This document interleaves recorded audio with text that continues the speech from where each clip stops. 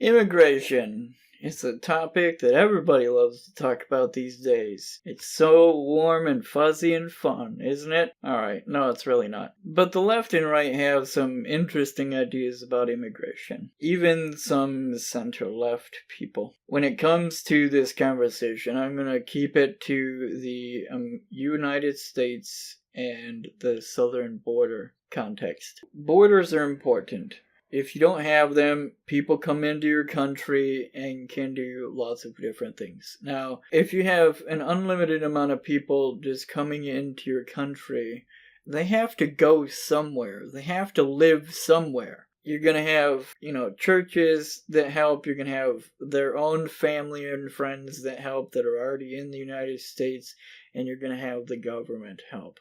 Or they're going to just sleep somewhere, like homeless people, because they probably won't have a home. If you don't have a home, you're homeless. And if you're homeless, you either get taken in or you don't. A lot of people are not going to get taken in. They're going to need some kind of help. We can see this already by looking at Europe with all the immigrants coming into their country. They have them all over the streets. The streets are very messy now. The crime has gone up because they're not assimilating to the culture. They're just doing what they do. They're not conforming to the country they went to or the laws of that country. Now, I'm not saying that Mexican people or people that are from South America, which is where some of these people are coming from, are like that. It's just human behavior. If you're poor, if you're coming from a different culture, you're going to behave differently. If you're not coming there legally, that probably doesn't mean you're really super interested in assimilating either. You're going to end up collecting with all of the other people that you came with or people from your culture because you will feel more belonging and safer to that group. There are some economic things that happen as well. It causes disturbances which cause businesses to lose money, either through vandalism, thefts, or from just annoying the crap out of customers and they don't want to go there anymore. If you went to a restaurant all the time and all of a sudden 20 homeless people started just hanging out around there and asking for money, would you really want to go to that restaurant anymore? Probably not. So they'd lose money and they would probably end up closing. Now, I'm not saying that's what will happen all the time. I'm just saying these are situations that happen when you have most likely homeless people from a different culture that are not integrating into your culture and didn't get there legally. There's other situations that can happen, but I think, the biggest one is the massive shift in job prospects for the people that are in the country legally versus the people who are not in the country legally. Now, the people who are not in the country legally are going to do anything they possibly can to make money so they don't have to be homeless or so they can just have food and living supplies. I mean, that is pretty much the human condition, is that we try to survive. And surviving requires theft or work or gifts. But gifts run out, theft doesn't get you super far, and earning is pretty much the way to go to stay alive. If you're gonna be there illegally, you're gonna probably work for less money than the people that are there legally. Now in California, this is a problem. A bunch of black folks are super irritated because a bunch of people from the southern border came over and took their job. They wanted to... It's you pick guy A or guy B. If they do the same type of work and you can pay one less, well, you're gonna. You like the free market, right? You love the free market. I love the free market as well, as long as you don't have... Let me finish my point. Keep going. Okay. In a free market, of course, there will be competition for certain jobs, right? And so the most skilled worker is likely to get that position. Being bilingual is a skill. You're able to communicate. And uncomfortable. It makes you uncomfortable. You're not as competitive. But guess what? You know, we live in a country where you have all the resources at your fingertips. You could learn a language for free online. And so, enough with this victimhood, because I feel like there's a lot of victimhood coming from you right now, right? If you want to compete for these jobs, go out there and learn. Pick yourself up by the bootstraps. Learn a new language. There's nothing wrong with knowledge. Now, I'm a big fan of capitalism and knowledge and picking yourself up by the bootstrap, but to be clear, what we just heard was Anna Kasparian in response to hearing about the plight of African American communities being overwhelmed with illegal immigrants who were making employment difficult for them, saying to these black communities, quit playing the victim, you can teach yourself Spanish online. There are just many things I have to say about this. First off, when it comes to Anna Kasparian of the Young Turks seemingly promoting the value of the free market and capitalism, I think we need to be just a little bit skeptical of the sincerity of her argument. But anyway, probably the biggest problem with Anna's argument is that free markets and capitalism only work in a system where there is rule of law. For example, if I'm a shop owner who pays my taxes and follows all state and federal requirements for owning a business, but I'm losing customers to the guy selling CDs out of a box on a street corner who has no license and doesn't pay any taxes, that's not capitalism. African American communities being overrun by illegal immigrants to the point where businesses need Spanish speakers to operate because the federal government is not doing its job enforcing border security is not capitalism. So that's what's happening. It screws with job prospects. It keeps poor people in the United States poor and poorer. Makes them poorer because they can lose jobs as well by having people be like, hey, well, we found this cheaper guy. Sorry to tell you, but we gotta let you go, you know. Or they end up going to, losing their job and trying to find a new one, but that new job now has cheaper employees working there. It dilutes the job market.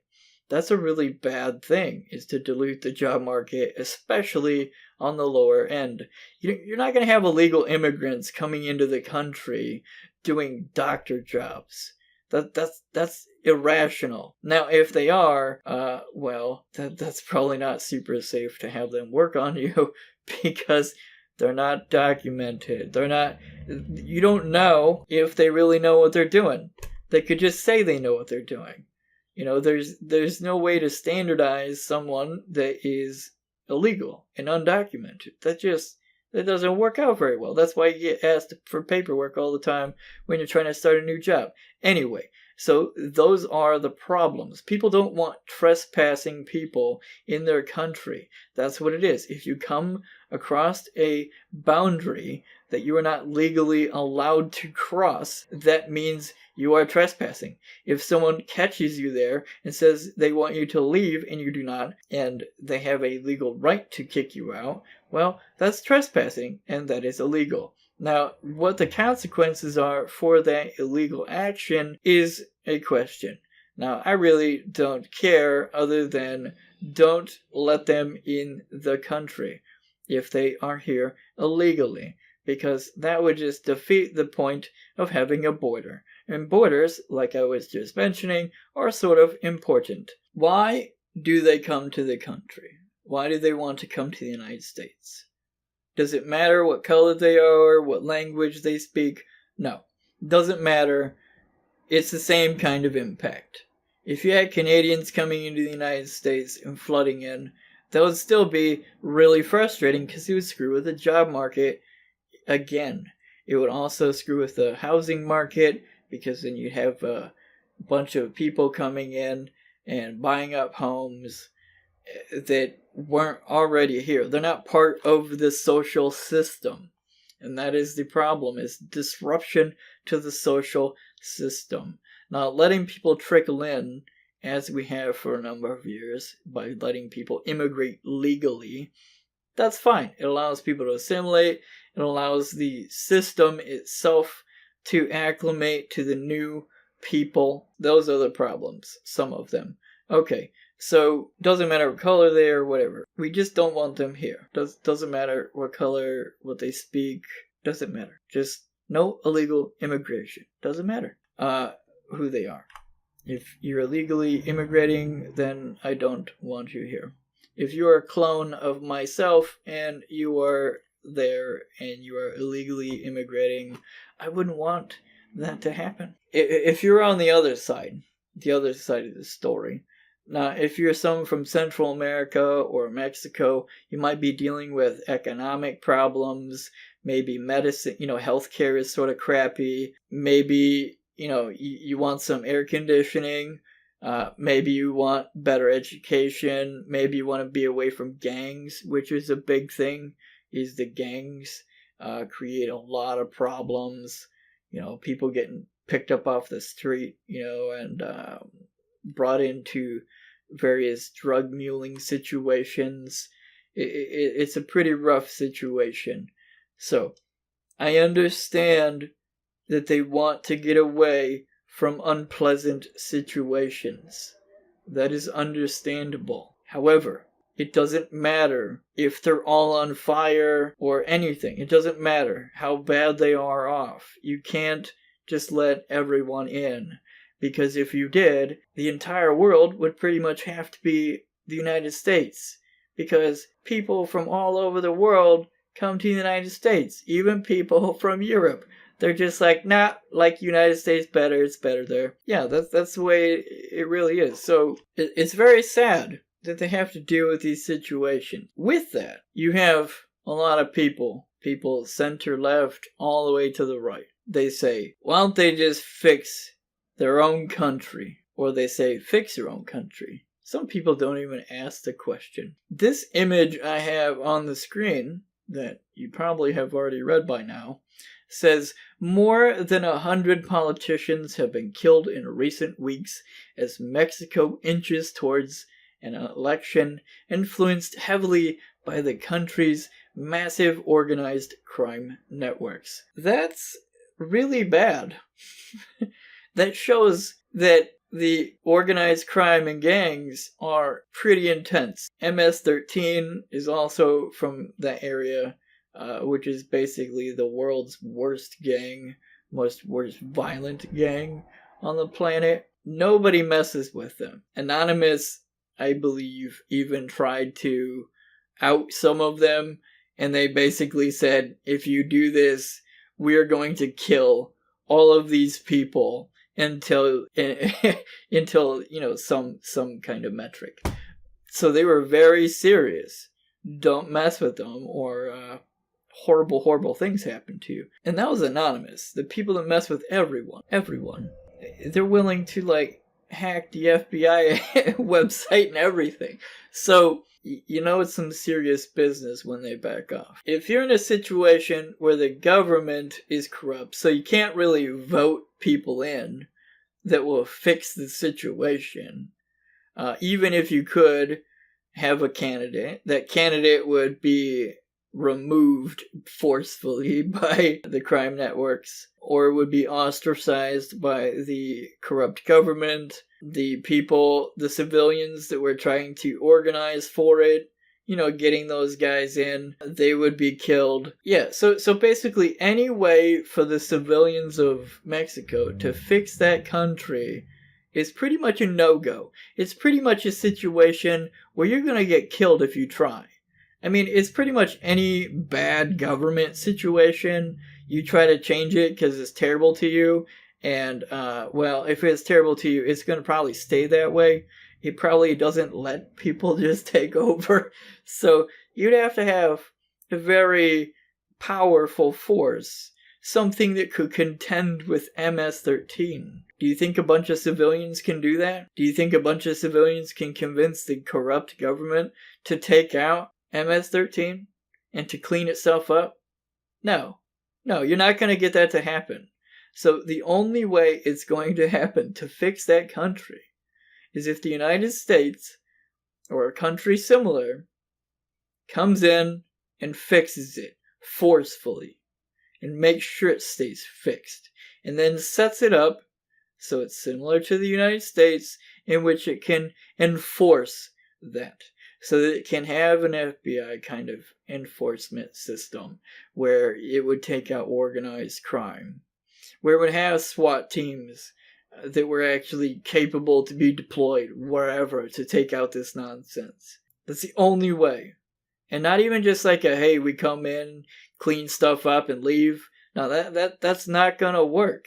It never works. You have to fix the culture and the government that operates it for quite a while before it's gonna stay that way. So saying fix your own country is a ridiculous statement. It's also a ridiculous concept to just say, hey, how about y'all come into our country and have no border? That's also ridiculous. So both the left and the right are saying ridiculous things when it comes to the immigration situation for the southern border of the United States. What's the solution? These are the problems. What are the solutions? Well, I just gave one. You gotta fix Mexico forcefully from a different country. United States or a country similar to it's gotta do it. Mexico's not gonna do it. The civilians can't do it. It's just not possible. If it were, it would be done by now. Why? Because it's been crap for a really long time. Now, here's another thing. That people that are in a bad situation with low resources generally don't have the skill set to do something about this anyway. You have to have a certain amount of intelligence and education to actually fight back so that you can organize, so that you can have some kind of tactics that aren't going to be horribly failing. Now, there's probably a lot of intelligent people there, sure. Organizing that kind of effort is very difficult. It would have happened by now, but it hasn't. So we have to have the border to protect the United States and the civilians that are legally here. Legal United States citizens. They either immigrated legally or were born here. You can't just open the floodgate. It doesn't work. We don't have infinite space. We don't have infinite amount of resources to help people out. We don't. Would it be nice if we did? Yeah, it'd be great. It'd be great if we could help everybody out. But that's just not how it happens. Life isn't a bunch of magical stuff. It's not, wishes and miracles. Life is tough. It is unpleasant for quite a bit of it. But you have to deal with what is. Do I fault these people trying to get over the border legally? Not really. Immigration sounds like a frickin' nightmare.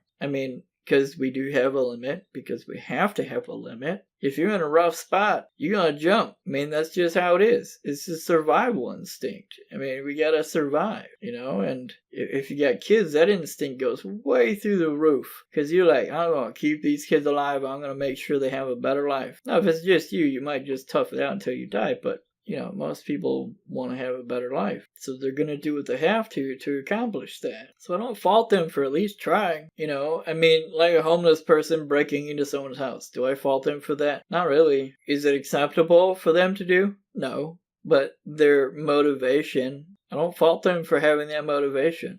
I don't see a problem with people trying to survive, trying to live well. It's just unfortunate that often confronts reality where it impacts someone else's life negatively or some group. The United States is a group. It's a group of citizens. So you got to protect that group of citizens. It's like your family. It's a very big extended family, perhaps you could say. So it's a very rough situation. But the thing is that no, Mexicans aren't going to reboot their country on their own. They need help doing that. No, we can't open the borders and let them all flow in. It's just the way it is. It's a rough situation, but that is life. People die, people get hit by cars, people choke on food when they're alone watching YouTube and die in their apartment and don't get found for a week. Stuff like that. Is that really awesome? No, it's pretty terrible, but that's life. Life is full of really frustrating things, but you have to do your best. And if everybody has this let them all in or fix it yourself kind of attitude, humanity's not going to end up real well. Because you're either going to burn yourself by being too liberal, or not help anybody that you could help because you're too conservative and you want people to fix it themselves. There's got to be some in-between area where you're like, hey, well, we can't let you in, but we would like to help you, and if we can, we will. That's the kind of thing that should be done. Like if a homeless person comes to your door and you can help them, then go ahead, help them. It'd be really nice if you did. You don't have to, but it'd be really nice if you did. I mean, if you're homeless, you'd probably be appreciative, the whole golden rule thing. Do unto others as you would like them to do unto you. I guess there's this within reason thing that isn't included in that. But, I mean, I'd like someone to give me $1 million, but I ain't giving nobody $1 million. I don't have no $1 million. Would I like it if someone, gave me their car for free? Sure. But am I gonna give my car away for free? No. I mean, not generally. I mean, if it was some really specific situation, maybe, but no. So, just some things to think about on this immigration situation.